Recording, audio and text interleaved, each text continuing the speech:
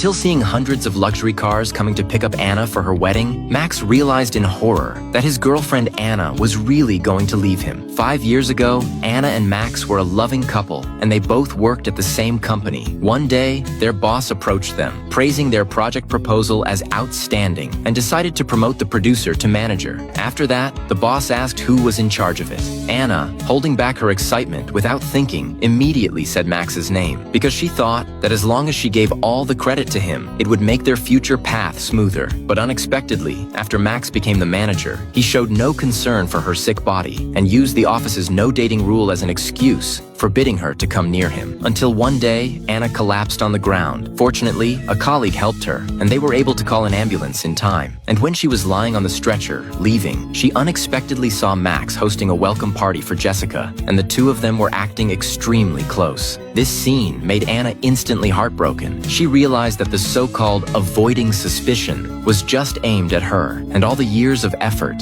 had now turned into a joke. What was even more outrageous was that when Anna returned to work after being discharged from the hospital, she found that all the project bonuses had been given to Jessica alone. She was extremely angry and immediately called Max, but after dialing dozens of times, she couldn't reach him. Helpless, she had to return to the office first, but as soon as she reached the door, she overheard her colleagues criticizing Jessica for being lazy at work. However, Jessica showed an indifferent expression, and Max, using his position as manager, defended her, saying it was just a momentary oversight. This made Anna think back to the past, when she had been late by just 2 minutes, and Max had mercilessly deducted $500 from her. And seeing how close they were now, she couldn't help but feel tears welling up. She hadn't expected that the man she had helped to rise to a high position would only treat her as a tool for his own use. When it was time to leave work, Anna looked at the heavy rain outside and called Max, hoping he would pick her up and take her home, but he once again refused her, citing the avoiding suspicion excuse. Unexpectedly, in the next second, Anna saw Max escorting Jessica to the car. This made her feel heartbroken once more,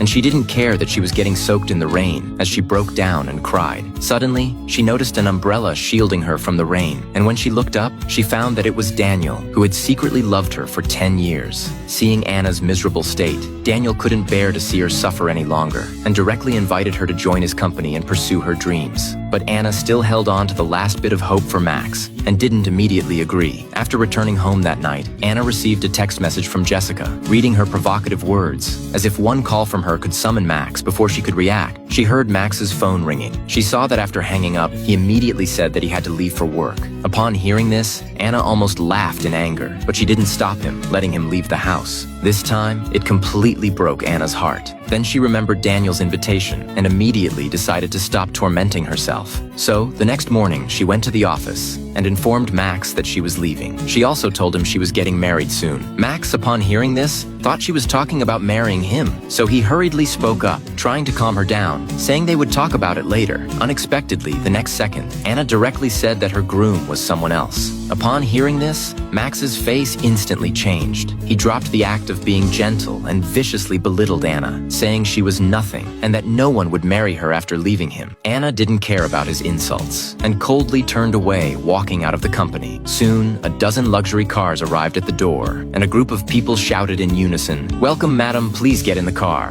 At this point, Max finally realized that what Anna had just said was true, so he immediately turned around and asked who the people in the car were. Anna didn't hide anything, and straightforwardly said that the person was Daniel, the richest man in the country. As soon as the words left her mouth, Max, who had been slightly nervous, immediately relaxed and sarcastically mocked Anna, saying she would say anything just to annoy him. Jessica chimed in from the side, smugly advising her not to embarrass herself any further and to quickly disperse the showy car procession. Anna was speechless and pushed Jessica aside, saying that the man Jessica had worked so hard to steal was just trash that she didn't want anymore. After saying that, she slapped Jessica to vent her frustration. Afterward, Anna threw down the ring she was holding and resolutely got into Daniel's car, leaving this place for good.